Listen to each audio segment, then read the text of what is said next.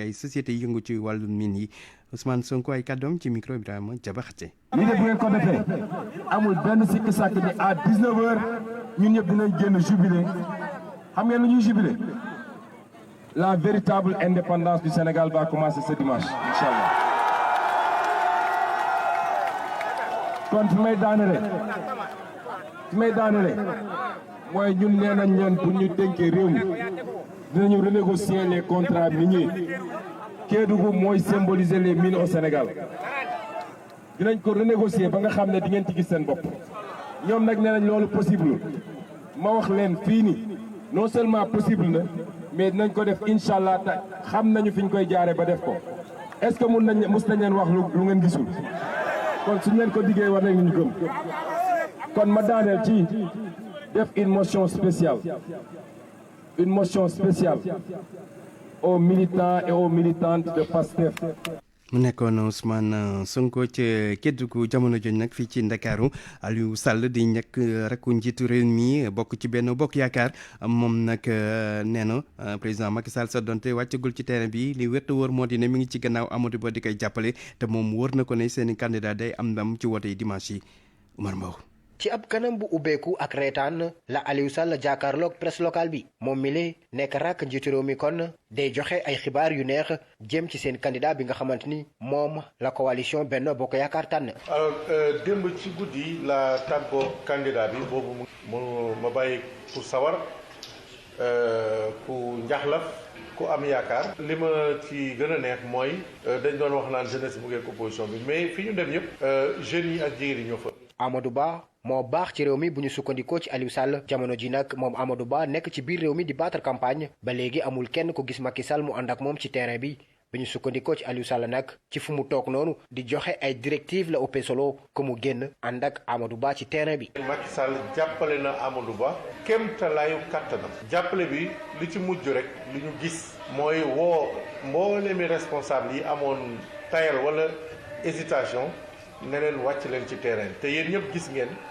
gannaaw ba mu waxee ñooñu ne ñoom ñëpp ñu ngi ci terrain bi bokkul nag ak jàppale bi nga xam ne ci suuf la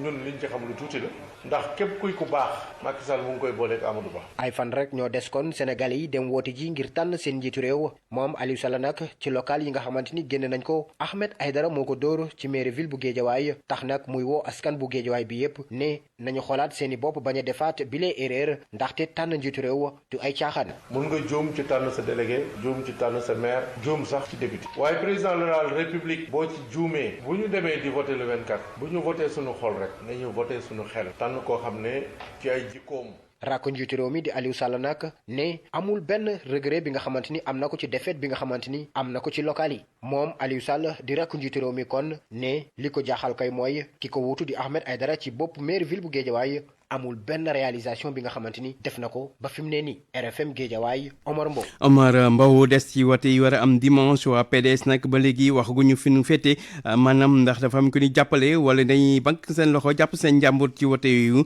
waral sax ba fi mu nekk nii ku nekk ngi dem seet leen di yaakaar nag ñu jàppale la ndaxte bu la jàppalee mën nga cee am ndam teewul nag ki nga xamante ne mooy taskatu xibaar wi de Babacar Dione nee na lu nekk nag ñu ngi leen koy dikk rawatina Karim Wade ba ci sax poste premier ministre Mohamed Ali Mouba. bu ñu sukkandikoo ci analyse politique bi di Malaw Kanté PDS dafa nekk ci situation bu métti ngir choisir kon kan lay faral ci élection yi situation boobu nag du yomb ñu génn ci. donc ba tax na tey PDS jël position bu leer jamono ji du doon loo xamante lu yomb la ndax bu ànd ak nguur gi mën na bañ a gagné Amadou Ba mën na bañ a gagné te su boobaa lenn ci askan bi aussi mën nañ ko xoolee bët yooyu maanaam comme yenn bu ma sax cité ay tour comme instant ñu ci période campagne am na parti yoo xamante ni loolu daf leen di topp fekkee aussi jéem na soutenir beneen camp boo xamante ni comme tey jii mën nañ ne mooy deuxième force bi camp Diomaye foofu tamit ñooñu bu fekkee jël nañu nguur gi maanaam mën nañu am aussi taxawaay bu am doole boo xamante ni day yàgg maanaam mën nañu compter si waaye lu toll fii ak ay 10 ans ay 15 ans donc ànd ak ñooñu aussi mën na leen jural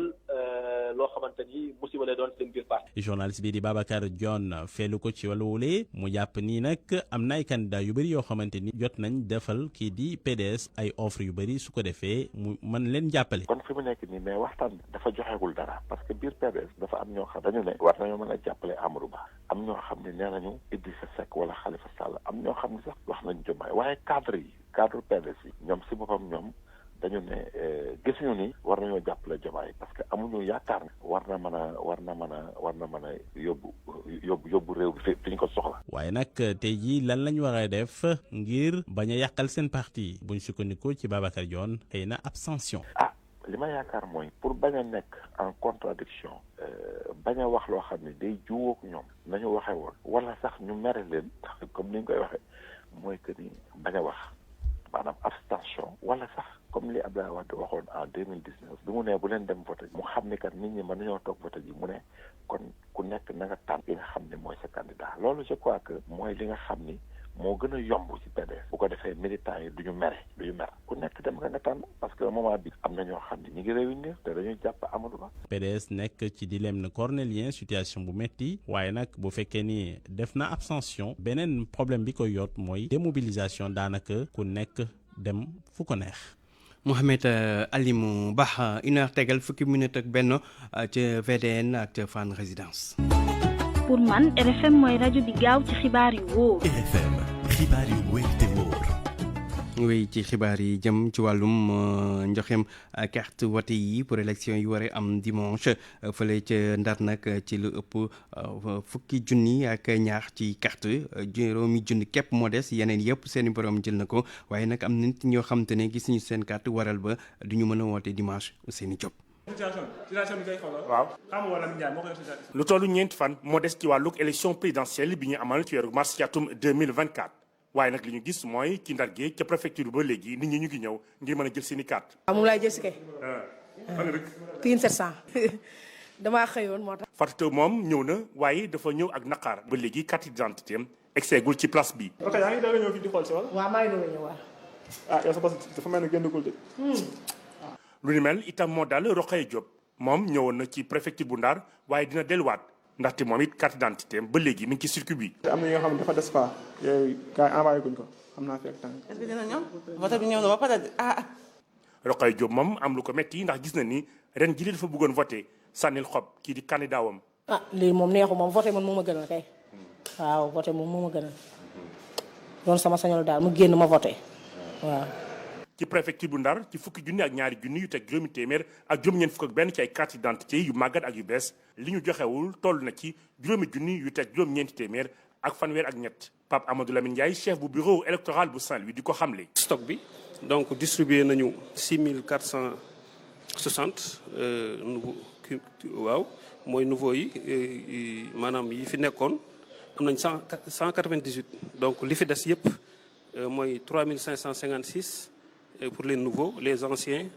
2377. ci préfecture bu Ndar nit ñi ñu ngi ñëw nànk-nànk ngir jël seen i carte ñeneen ñi ñoom daanu ko mer la ñu ñibbee seen i kër ndaxte dañu bëggoon voté waaye seen carte d'identité ba léegi egseegul Ousseynou Diop Saint-Louis RFM. Ousseynou Diop bu ñu jógee Saint-Louis dañuy dem ba Matam foofu nag ndaw candidat yi nga xamante ne ñooy jongante ci wote yi seen i ndaw rawatina nag fukk ak juróom-ñett kon lu weesu benn bokk yaakaar ñeneen ñëpp nag dañoo boole seen doole ngir fexe daal benn labaj bañ a am ci wote yi tax sax nee nañu loolu seen tànk tube lañ fas yéene xaar ngir lépp jaax ci woon benn njuuj njaaj bañ a am bésu wote ba Ali Bandel Niang. alliance bu yaatu lool bëri kàngami lool la waa kujje gi taxawee ci biir dëkk bu Rosso gi ngir kon jàpp ci candidature Bassirou Diomaye Faye mi nar a jongante élection présidentielle yi ñu jàpp dimanche bi ñu dëkkmal ñi nga xamante ni ñoo jiite coalition Diomaye président di gën a farlu bu baax a baax ngir kon waajal rendez-vous boobee nga xamante ni namuñu si dara lu dul lépp li nga xamante ni jëm na ci wàllu organisation scrutin bi mu jaar ci yoon waaye itam ñu aaral seen bopp bépp xob bi nga xamante ni dañ ko wotel seen candidat Malick Cissé njiitalu ex-Pastef ci Rosso gi. non loolu assuré nañ ko yàgg na war naa mat ay 6 mois ci ginnaaw bi ñu parti bi demandé yónnee leen listu représentant des bureaux yëpp yónnee leen listu mandataires yëpp loolu ma ne la 6 mois ci ginnaaw la boobu waxaguñu ko élection dañ ko teel a rek ñu toll nii normalement région de Matam bu fekkee ne am na ay bureaux yu manqué ay mandataires la te normalement couvrir nañ ko à 98 li nga xam ne moom lu ñu mënul contrôler te jaarul ci yoon mooy jéggi frontière bi ñuy def di jëli ay étranger di leen wutal ay nationalité sénégalaise doxalin bu bees bi nga xamante ni nag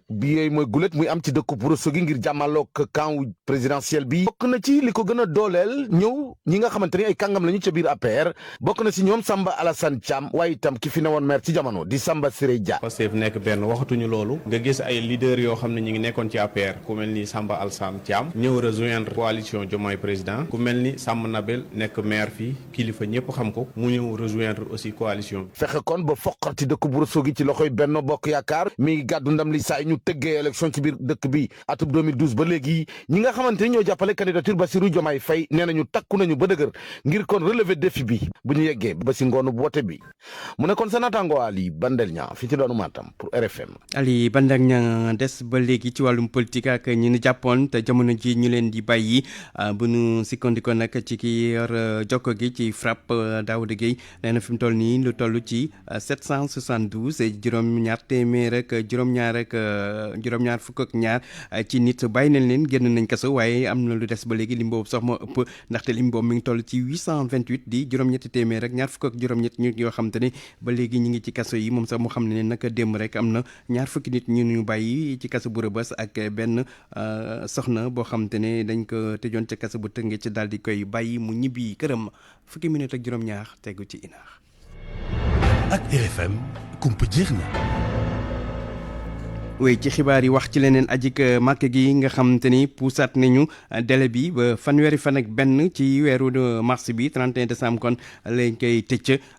donte sax dàq nañ ko ñaar yoon nemmeeku di moo di ne ba léegi nii Sénégal quota bi mu am toll ci 12000 daanaka fi mu toll nii ay 5000 rek la amagum maanaam xaaj ba sax yegg ko fa loolu nag ana lu ko waral ñu déglu ci gëstu Boubacar Dieng. bu ñu sukkandikoo ci lim bi nga xam ni délégation générale au pèlerinage joxe na ko ci fukki junni ak benn ujaaj yi nga xam ni voyageurs privés yi war nañ ko yóbbu daanaka lu ëpp ñeenti junni rek ñoo ci jotagum inscrire waaye nag ki yor seen kàddu di indi ay leeral la. li ñuy constaté mooy actuellement nit yi bindu nañ mais problème bi mooy balaa ñoo considérer nit comme pèlerin mooy dafay fekk mu fay lépp li mu war a fay ba ñu fayal ko avion fayal ko hôtel fayal ko taxe saoudienne fayal ko lépp ba nga xam ne dugal visa am rek moom moo ci des loolu la ñu ne ñi ko mataleegum ñoom ñoo bëreegul. Ouré Thiam Pereira xam ne ne itam li gën a waral lu ni mel moo di ni calendrier bi dafa am ñaari mbir yu ñëw daal di koy jaxase. contexte électoral bi mais aussi li ko gën a indi mooy Arabie Saoudite dafa changé calendrier bi nga xam ne weeru koor la daan commencé moom ren daf ko def ni weeru koor lay jeex. loolu nag sénégalais yi tàmmuñu loolu moo tax ñu yéex a jóg ba nga xam ni ñu bëri instant bii nii la ñuy jóg mais beneen affaire bi nga xam ne aussi moo gën a tax leen yëf yi jafe mooy nit ñi koom gi moom mooy des da ngay gis koo xam dafay ñëw di taaba di la verser par 1 million par 500 000 par 2 millions léegi nag ñooñu tàmbalee verser te mottaliwuñu ñoom ñooy téye affaire bi ba duñu mën a eggali liggéey bi. lu aajowoo ko délégation générale au pèlerinage ñoom nag jot nañoo bind lu ëpp junniy nit juróom-ñaar téeméeri nekk gum si ak négandiku Abdoul Aziz Mbaye moo yor communication DGP. mais xam nga délégué aussi bu ñu demee ba ci lii dina laaj mu toog ak ñoom waxtaan ak ñoom laaj leen cause yi tax ñu binduwunu bu fekkee ni am na loo xam ne dafa am ci biir mu bu ci mënee apporter ay solution mu apporter ko ci te foog naan dina ko ci apporter. ñi nga xam ni nag dañoo bëgg a dem aji Makka fukki fan ak benn rek moo leen dese balaa ñoo tëj inscription yi vol bu njëkk bi mi ngi war a jóge Dakar wutali Makka ñaar fukki fan ak juróom-ñaar si weeru mai vol bu mujj bi jóge Makka dëkk Sénégal war fay yegsi ñaar fukki fan ak juróom si weeru juin. atum 2024. Boubacar Dieng mbégte ci dëkkaan ya nekk ca biir ndax am nañu courant dëkk yu bëri la amuñu woon courant ba fii waaye nag léegi ñaar fukki dëkk ak ñaar taal nañu lamp ya di loo xam te ne nag mi ngi aju ci liggéeyu meeru Pire Ndoye Bane askan wi nag bég ci lool Cheikh Anta Diop. daanaka ay at ngi nii dëkk yu bari nekk fii ci Pire doon yuuxu ngir ñu utal leen courant waaye tey jii ñaar fukki dëkk ak juróom am nañu courant askan yu yeewoo ci dëkk yi di Dakar doj ngir yi ñépp doon wone seen bopp bi courant bi tàkkee. Abdou Thiam mi di directeur école ngay àll nee na courant bii ñu indi ci dëkk bi de teggeel na leen lu bare. xale yi ngoon gi léeg-léeg bu ñuy jàng seen i leçon dañuy am problème parce que nga gis lu mat ñett wala ñeenti xale ñu jël seen lampe torche seen waajur bëgg see jàng seen leçon wala ñu jël benn téléphone portable taal torche bi bëgg see jàng seen leçon te loolu day métti léeg-léeg dañuy jàng ba ci digg batterie bi vide téléphone bi fay donc su courant bi yàlla defee tey ji mu ñëw dañuy wax ñun lañ ko defal loolu tax ñu ngi ciy kontaan bu baax a baax a baax. askan wi yeewoo ci dëkk yi di Thiamène Peulh nee nañ courant bii ñu leen indil de dafa mel ni ndég guñ leen seppil seeni tànk. musa ñaan courant lu dul tey dañu ko doon dégg rek waaye tey kontaan nañu trop de den leen dem këris taabal daan na fay daanaka lu mot une semaine boo demul pire doo ko sarsi waaye yàlla dogal na loolu lépp fi mu ne jeex na takk galas sax musu ñoo xam galas parce que ñu ngi ñuy wax dans certains villages que jaan yi da leen di màtt courant nag dafa bokk ci sécurité.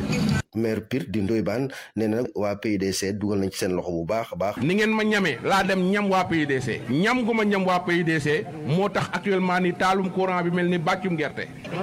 parce que président moo teg PUDC. ci juróom-benn fukki dëkk yi nekk ci commune Pire daanaka ñeent rek ñoo ci amagul courant di Thiamène Peulh Kër Yoro Ndiaye Touba Fall ak Ngewar RFM Thiès Cheikh Anta Diop.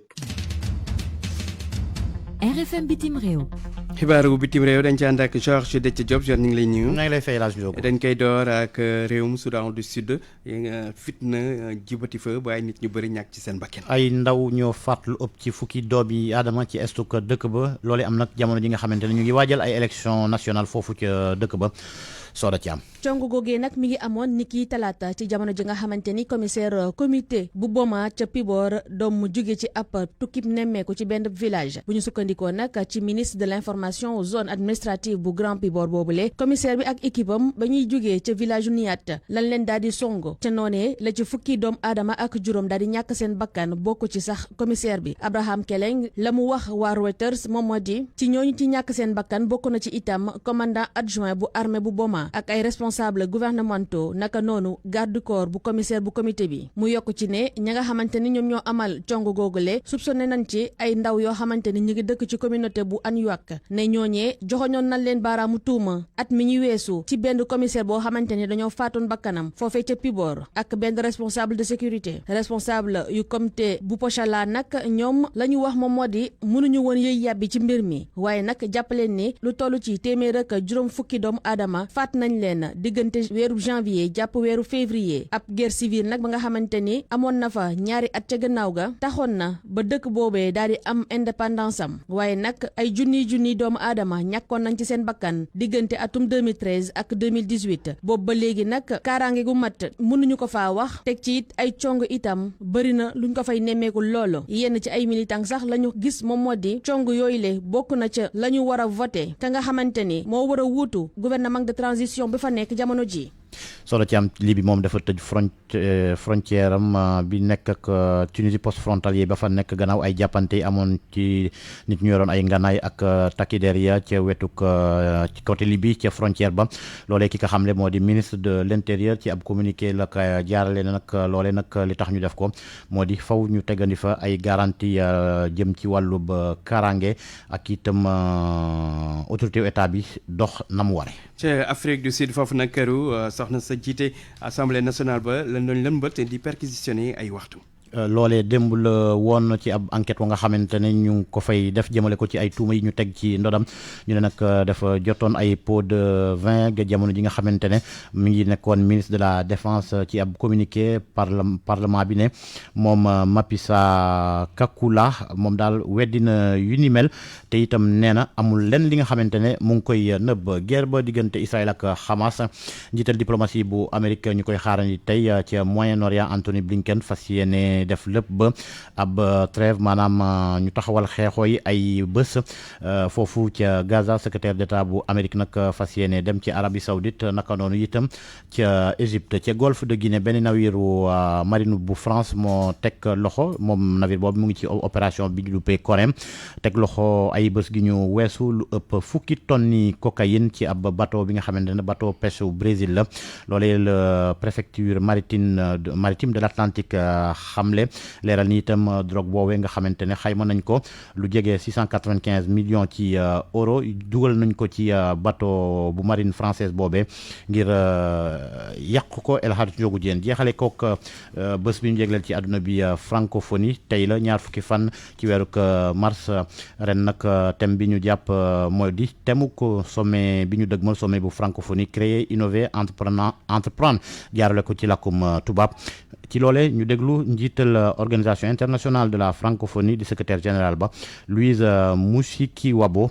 ñu déglu ko message bi mu jégleel bés bi di bés bi ñu duppee journée internationale de la francophonie. Je souhaite donc aujourd'hui célébrer tous les talents francophones. tey ji nag dama bëggoon delloo njukkal màggal képp ki nga xam ne day yëngu ngir dooleel francophonie gi gën a jox cër itam ñi nga xam ne saa su ne rek ñooy andi ay innovation lu yees ci wàllu français te di gërëm bu baax a baax entrepreneur yi nga xam ne ñoom itam ñooy dundal francophonie gi bis bi ñoo ko moom naka noonu artistes yi ak sportif yi daanaka sax am na ay projet yu bëri yi nga xam ne OIF taxawal na ko ngir jàppale leen bu baax a baax lu ci mel ni fonds image de la francophonie, jeu de la francophonie wala sax le prix des 5 continents waaye yemuñu foofu dañuy jàppale bu baax a baax ñi yëngu ci wàllu éducation bi ci wàllu développement durable internet wala sax ci wàllu gouvernance démocratique ñoom itam ñoom ñoo moom bés bi am na itam nag sax nag ay projet yoo xam ne ñu ngi koy fas yéene taxawal jëm ci wàllu ni ñuy xoolaat ba andi ay saafara ci jafe-jafe changement climatique yi wala sax ci xibaar yu wérul yi te di jaar ci internet bi sont également des projets que nous portons ensemble. gërëm Anna Rocha mi tekki kaddu yooyu El Hadj Ndiogou Diène foofee la ñuy yemale xibaaru bi ci réew. gërëm la yow tamit Georges Déthié Diop. RFM Sport.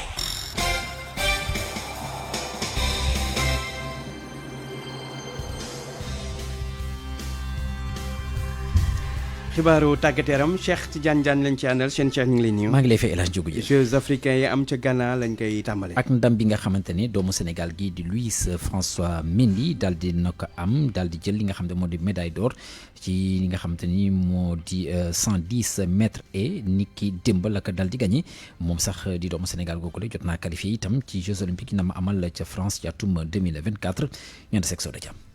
Louis François Mendy defati na jéego. ci final gi démb 13 secondes 61 tiers la ko daal di def ngir mën a jël médaille d'or bi ci noonee nag mu daal di firndelaat boppam comme nam ko tàmm di defee ci weer yi ñu weesu mu koy rafetlu itam. yéeg bi juste contentement la am le fait que ma nekk champion tey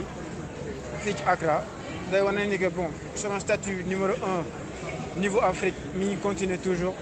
dama si sant yàlla bu baax a baax a baax quoi. moom spécialiste 110 mètres et bi def na loo xamante ni ñamu nar a rawanteel ci yeneen jongante yi daañ ko bàyyi xel bu baax te loolu la ci jublu woon. waaw benn la signal pour wax gars yi ni que ñooy fii quoi. mu qualifié ba noppi ci Jeux olympiques Paris 2024 moom Louis François Mendy xamal ñu ne dese na ko lu bëri ci lu mu war a liggéeyaat rax ci dolli it muy ñaaxaat autorité département yu sport ngir ñu jàppale ko. ñuy waajal ndànk-ndànk ak sama staff et tout. waaw pour l'instant ça va ñi ngi def ndànk-ndànk daal di waajal xaar jeux yi mu ñëw quoi mais pour l'instant bon comme lii jeex na léegi dañuy concentré aussi compétition yi des meeting yi ak championnat d'Afrique yi ñëw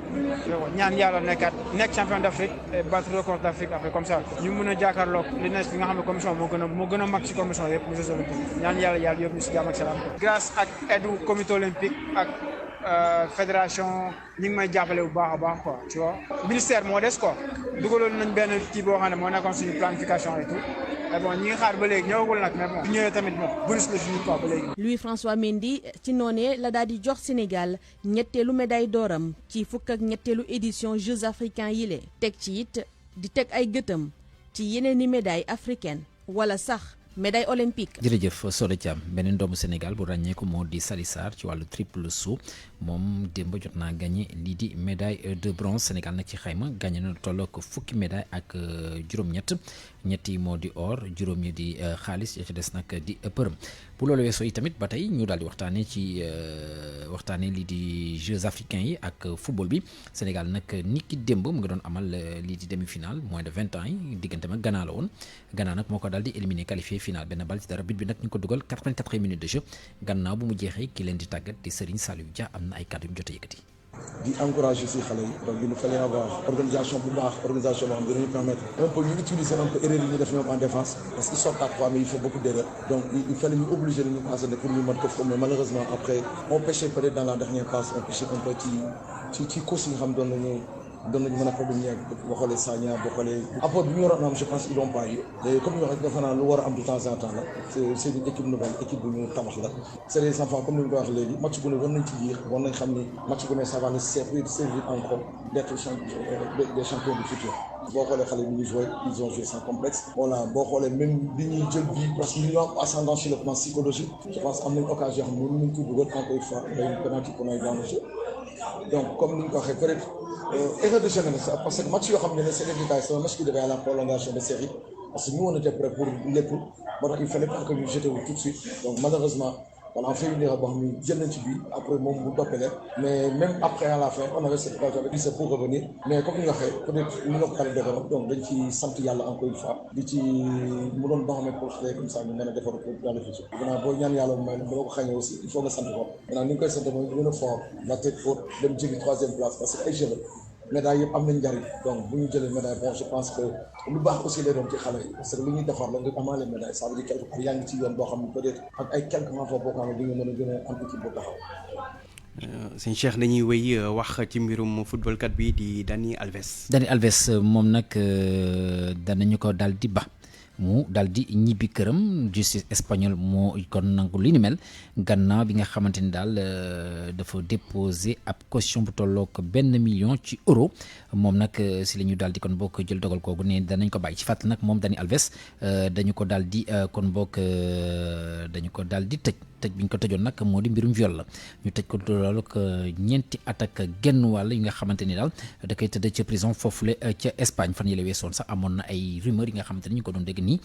moom Dani Alves sax dafa daal di kon bokk xaru ci prison bi nga xam ne foofu la daal nekk sa saasa la ka magam daal di kon bokk weddi ne dara lu ci am ndax loolu nga xam ne ñu ko doon wax du dëgg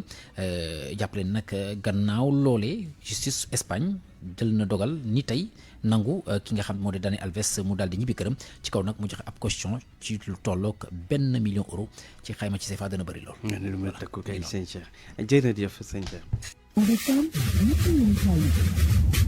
CCPS, comptoir commercial de plomberie du Sénégal. DSL, ak seen marque bi di Dekakila. Direction de la santé mère-enfant. seen transfert d'argent RIA. Soumari.com. ñoo leen ni may li ci yéenekaay yi. li ci yéenekaay yi ca ànd ak Mamadou Mouhamed Ndiaye. jërë ngeen jëf fa candidat ya tolloog seen campagne fa la journal yi xëy toll ak ñoom ay sànnantey xeer ay diggee ki engagement ba ciy fitna mooy li journal Libération nemmeeku ci campagne bi ci bésub démb bi bés bi la journée ko ak waxi dof bari nay candidat yoo xam ne bu ñu ñàkkee élection tooke ji leen ko xañ ji leen ko yàqal lu ca bari ci seenu làmmiñ lay jóge journal bi nañu daloon na fi Abdoulaye Wade 2012 ba muy napp waa Fuuta naan leen su ngeen ma wootee loolu damay nangu projet yi ma def ci Matam ak ca Podor lu mu ko jural mooy askan wu Fuuta gis seen bopp ci waxam jooje bàyyi ba woote yi ñëw ñu téye seen bopp ci moom may ko vote sanction bi accident wax bu ni mel it daloon na fi Diop Jama di maître Moussa Diop ba mu neefee comme waa Touba woote la ñu Macky Sall dañoo war a xolli autoroute Ila Touba gi kilifa gi mujjee wax toj tooxi doonaa ko raaji génn a wuure journal bi nee nañu mooy waa ji di maître Moussa Bokar Thiam ministre maire bu Ourossogui wax ji mu wax jëmee ko ci wolof yi te mu mën a yàqal seen candidat bii di Amadou Ba journal bi xëy na ci dikkaat ak ñun ba di ñu xibaar yi ne directoire de campagne bu Amadou Ba dañoo am lu leen mitti ci waxi maître Moussa Bokar Thiam ji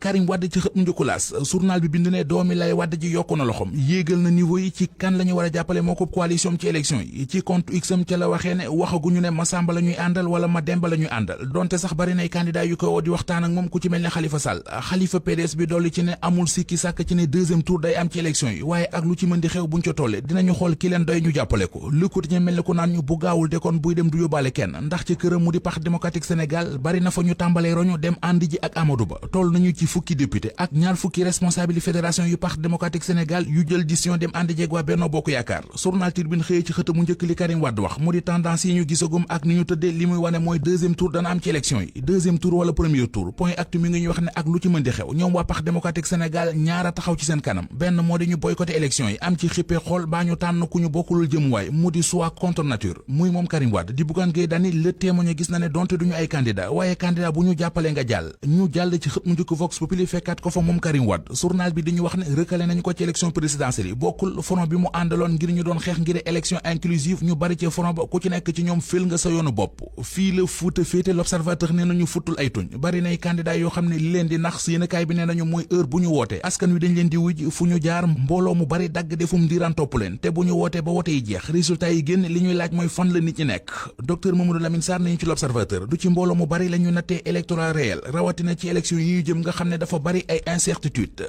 aptitude bu Cissé Kane Ndaw président bu ADER mooy tànneef bi gën ci réewum Sénégal mënut a weesu Amadou Ba ci xët mu njëkk journal L'As fa la ko xamle mu ne candidat bu Benno Bokk Yaakaar bi di Amadou Ba mooy l'homme de la situation moom Cissé Kane Ndaw teg na ci di joxe raison yu bari yi mu sukkandikoo ba tax mu wax ko keneen ko wax lu ne mel ba wane ko journal yi nee nañu mooy Ahmed Youssouf Bengelou borom Sénégal Nouvelle Vision président conseil départemental bu Kaolack président bu association gi ëmb ñi jiite conseil départemental yi ci réew mi teeru bu rëy bi ñu teeru seen candidat bi di Amadou Ba keroog ca Kaolack ak mobilisation bu doy waar ba ko fa waa Benno Bokk Yaakaar defal yéenekaay bi nee nañu Ahmed Youssouf Bengelou def na ci lu rëy kii rëy mbooloo di Bassirou Diomaye Faye moom la Walf Quotidien xëye waxtaan yu mu gonte ci Walf TV démb ci li yéenekaay bi xëy dellu si ci jamono ji nga xam ne ñetti fan moo des ci campagne bi Source A mi ngi ñuy wax ñetti yëf yi tourmenté coalition Diomaye président candidat yi suubu ci élection présidentielle yi am na ñenn ci ñoom ñu enquête dina kay xëy photo seeni soxna teg ci xëtamu njëkk boole ceeg di laaj kan ci ñoom moo ci nar a dégg première dame mi ngi ñuy wax it ne am na benn colonel de la gendarmerie bu mën a dégg première mousse. CCPS comptoir commercial de plomberie du Sénégal DSL ak seen marque bi di Dekakila direction de la santé mère enfant seen transfert d'argent RIA Soumari.com ñoo leen doon may li ci yéenekaay yi.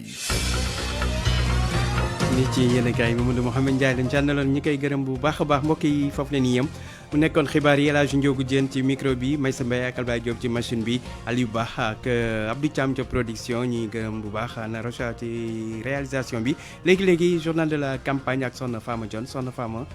ñu ngi lay nuyu di lay ziar. ñu ngi lay delloo ziar El Hadj Ndiogou. ma jox la léegi nga wéy nga doxal. ayca.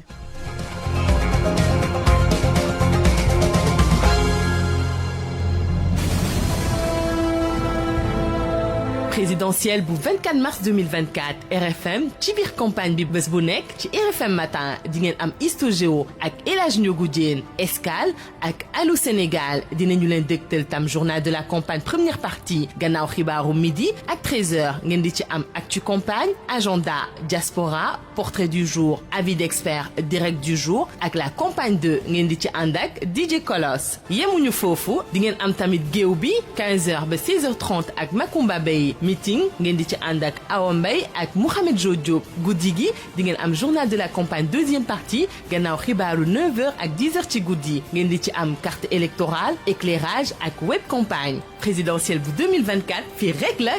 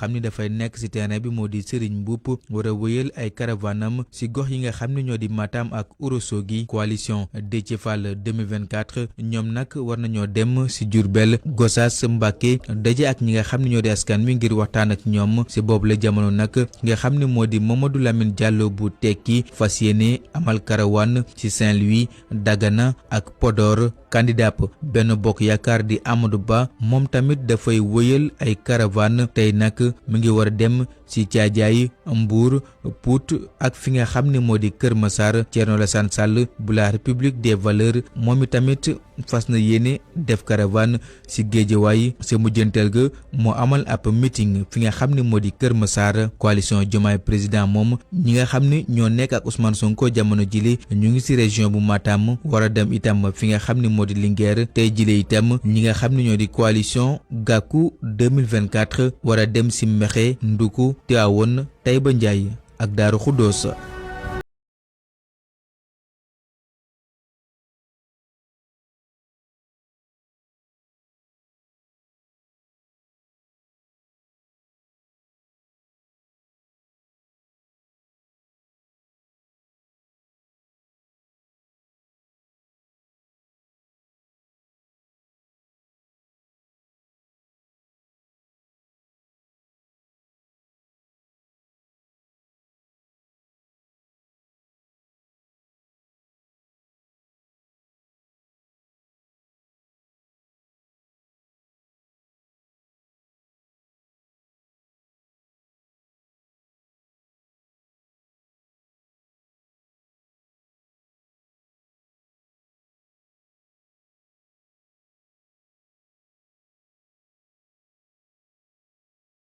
jëmale candidat wu ñaari coalition yuy lee candidatu mouvement ARC joxoñ baaraam incompétence su Bassirou Diomaye Faye gannaaw bi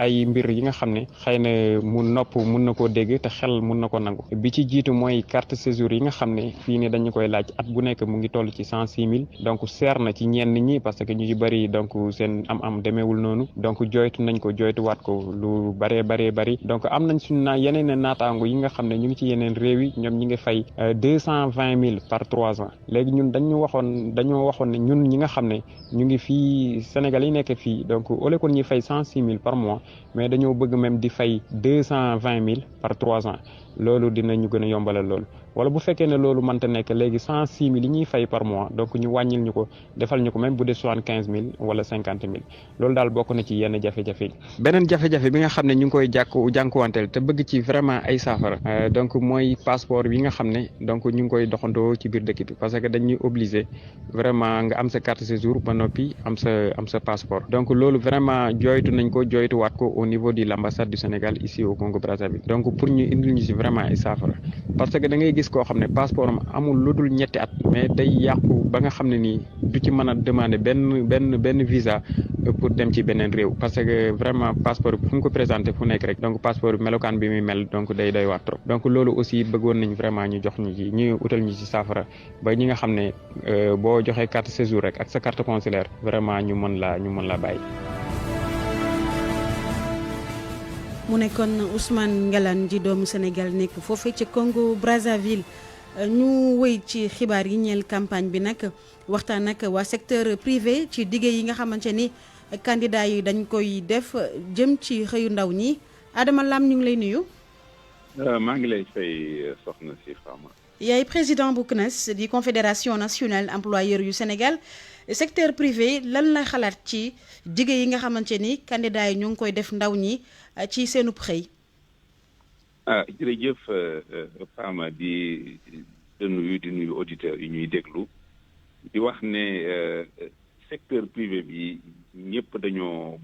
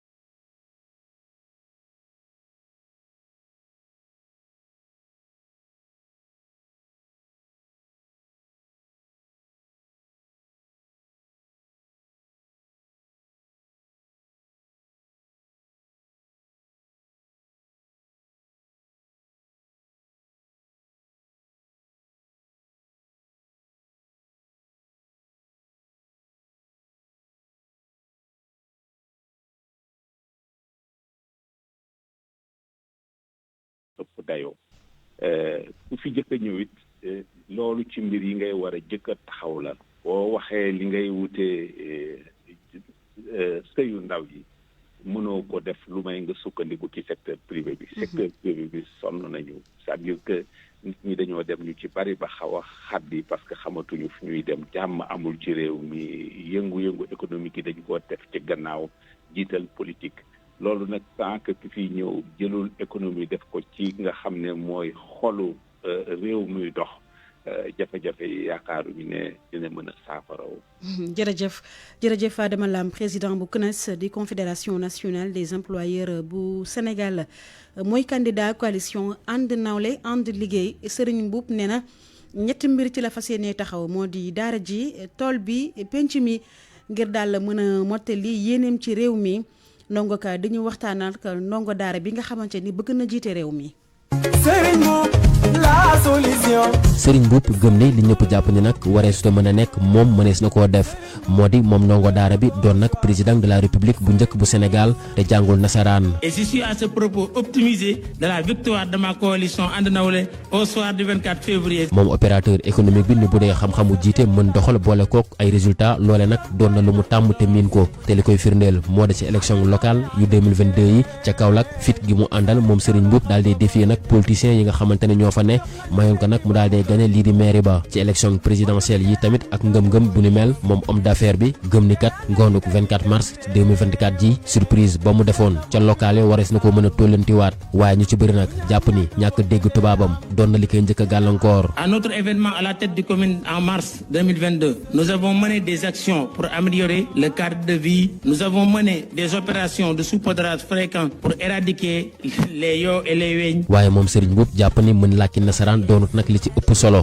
ndax li mu yaakaar te gëm ko moo di président faaw day am vision am volonté ak tamit mën a jox boppam ay jumtukaay yoo xamante ni vision boobee dina ko mën a doxal ngir mu jariñ nag askanam te li nga xamante ni it mooy jaar-jaaram moom Serigne Mboup wane na ni ku mën a dékku la te it mbir mënta tar ba mu daal dee xaddi. mooy dama am jaar-jaar jóge ci daara man xam naa li ndongal daara bi di yor pot nan lañ mën a defee ba loolu dañ ñëw naa ci commerce xam naa luy société yor société. ca daara kokki ba mu bawoo moom ndongo daara bi tey ji nag bokk ci chef d'entreprise yi gën a mag ci Sénégal te fekk na sax ni ca njalbeen ga taxul woon nag ñu mën a wax ni nii lay mujjee ndax moom Serigne Mboup jot naa def nag métier marchand ambulant doon na it tablier ba ni mu doonee grossiste ci wetu nag kii di woy juróom bu góor di Baara Mboup moom woy juróom bu góor boobee bi mu génnee àdduna Serigne Mboup jël nag li nga xamante ni moo nekkoon entreprise familiale bi daal di koy soppi nag def ko ngandam société boo xamante ni moom la ñëpp di coow tey jii ak taxawaay bu dëgër bi mu ci daal dee am doon chef d'entreprise Serigne Mboup daal dee fexe ba CCBM groupe bokk ci këru liggéeyukaay yi ëpp dayo tey jii nag ci miim réew mu doon nag entreprise boo xamante ne it day yëngu ci ay domaines yu bëri yu ci demee ni ki ci wàllu automobile électronique agro industrie ak yeneen yu ni xeetoo moom Serigne Mboup nekkoon na it président bu chambre de commerce d'industrie et d'agriculture bu Kaolack doonoon na it président bu union nationale des chambres de commerce d'industrie et d'agriculture du Sénégal moom candidat bu coalition ànd nawle ànd liggéey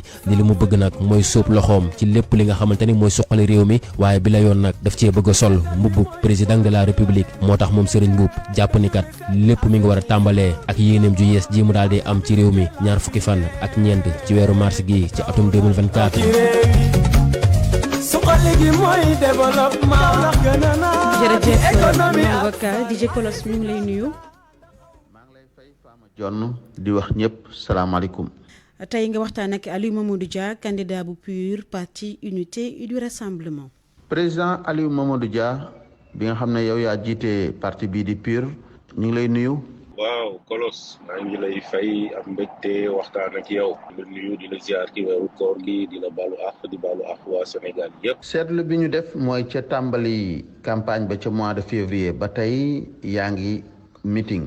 wala caravane mais gis ñu fenn yoon fu ñu la gazee ñu bëggoon xam loolu ana lan moo ko wundu say sécurité la wala leneen a ngi ci ginnaaw. waaw wax nga dëgg ñun nag moom depuis février ba léegi ñu ngi liggéey avant février sax ñu ngi doon liggéey def nañ suñu ay tournée pré campagne def li nga xam ne moom la ñu waroon def yëpp mais xam nga ñun ñëpp ku ñu xam dañ ñu xam ci discipline dañ ñu xam ci respect. ci mbirum tàggat yaram seetlu na daal yéen candidat yi du ngeen ci yéey yàbbi du ngeen ko farataal li ci ëpp sax dañ koy ŋàññi ndax Dakar Arena dafa cher stade Abdoulaye Wade jaru ko woon wala arène nationale ñu yàq li nga xamante ne moom mooy ni ñu ko amee yow nag ndax dencal nga ñu loo xamante ne daal fas yéene nga gën a ñoŋal lii di tàggat yaram bi. ku ma xam ñëpp ñi ma xam Sénégal xam nañ ne man je suis un très grand sportif j'ai été un très grand footballeur ñi ma xam ñu ci bari avant may dugg ci politique ci football lañ ma xamee donc sport moom ñun ci sunu programme nit ak naataange xam nga booy wax capital humain bu dee da nga bëgg a defar nit ci sport ngay commencé te am na priorité stratégique bu am solo boo xam ne ñun ci sunu programme ci sport la redynamiser le sport mais Kolos li ma bëgg mooy sport bu amal njariñ waa Sénégal le bien-être du Sénégalais loolu c'est important fexe ba région bu nekk localité bu nekk nga aménager fa ay parc sportif xale yi mën a def seen sport mag ñi mën a am ay parcours yoo xam ne dinañ ko mën a dox. ci seeni dem ci biir diwaan yi damay gis ne lu ci ëpp daal région yu mag yi rek ngeen di faral di tudd ne fii laa jëm suba waaye dëkk yu ndaw ndawaan yi duma gis ngeen koy tudd ana lan moo tax. Kolos mais tu sais moi j'ai fait le tour du Sénégal amul fu ma demoon. région yëpp dem naa ci village yu bare dem naa ci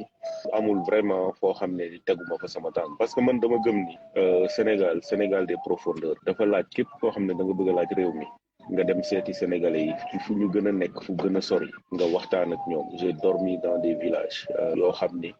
xalaatuma woon ne bés dinaa ko mas a teg sama tànk donc non man seen li ma gën a ñor mooy les sénégalais des profondeurs. président Aliou Mamadou Dia bi nga xamante ne nag dem nga ci diwaan yu bari xanaa nga defal ñu benn xayma rek boo xamante ne PUR doole jooju amagum na ko. waaw Kolos xam nga ni fii bu amee kenn koo xam ne mu ngi campagne daa xam nga ne ñun la gis nga li ñuy mobiliser à travers le Sénégal loolu moom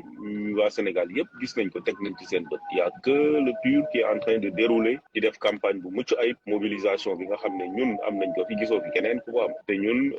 jëluñu ay car dugal ci ay nit di leen wax kaay leen ànd kaay leen dabi ñu fële fu ñu dem suñu ay nit lañ fay fekk ñu dëkk ca gox ba village bu ndaw a ndaw boo fa demee di nga fa fekk un représentant du PUR te maa ngi jox gaa ñi rendez-vous nag ci Kolos kooku moom yow yaa am primeur mooy sunu meeting de clôture boo xam ne dinañ ko def le 22 incha allah mars. seen parti bii di PUR suñ ko waxee lu ci ëpp dañ naan parti diine la ndax loolu am nga ci xalaat booñ ci mën a gën a gindi. waaw Kolos parti diine moom xam nga ne amul Sénégal parce que constitution du Sénégal permettre kenn koo xam ne mën nga defar parti teg ko ci diine permettre kenn ku mën a defar parti teg ko ci région permettre kenn mën a defar parti teg ko ci ethnie wala ci race donc loolu ci waaso loolu moom amul Sénégal. PUR c'est un parti qui est légalement constitué reconnu par le droit sénégalais par la constitution et la République du Sénégal donc parti la boo xam ni ñëpp a ci nekk des musulmans am na des non musulmans. La preuve sunu directeur de campagne xam nga ko Bruno D'erneville xam nga kooku mënoo ne bokk na ci Moustarchidine wala Moustarchidaat ñu am yeneen ak yeneen ci parti bi du fees na dell ak ay ñoo xam ne bokkuñu sax ci diine ji. li des ci campagne bi bariwul waaye bëggoon nañ nga wax ñu ban bés nga jàpp ne nar nga def meeting boo xam ne Serigne Moustapha Sy dina ko teewe ndax ñu bari ñu ngi koy xaar. Serigne Moustapha évidemment c'est le président du parti. bu ñu ñëwee Dakar bu fekkee ni temps may na ko xam nga ni c'est quelqu'un de très très très occupé bu ko temps mayee soxla na ñun ci suñu bopp soxla nañ pour ñu ñëw jàppale ñu en tant que président du parti pour gën a soññ militants yi gën leen a mën a redynamiser ba nga xam ne le jour du vote nit ñi dinañ génn massivement kooku ci ça dépend ci calendrier président bu fekkee ni calendrier bi dina ko may en tout cas dina génn accompagner sénégalais yi. président Aliou Mamadou Dia RFM ñoo ngi lay gërëm. di Kolos am naa mbégte waaw waxtaan ak yow dama lay féliciter di la encourager ci liggéey bu am solo bi nga xam ne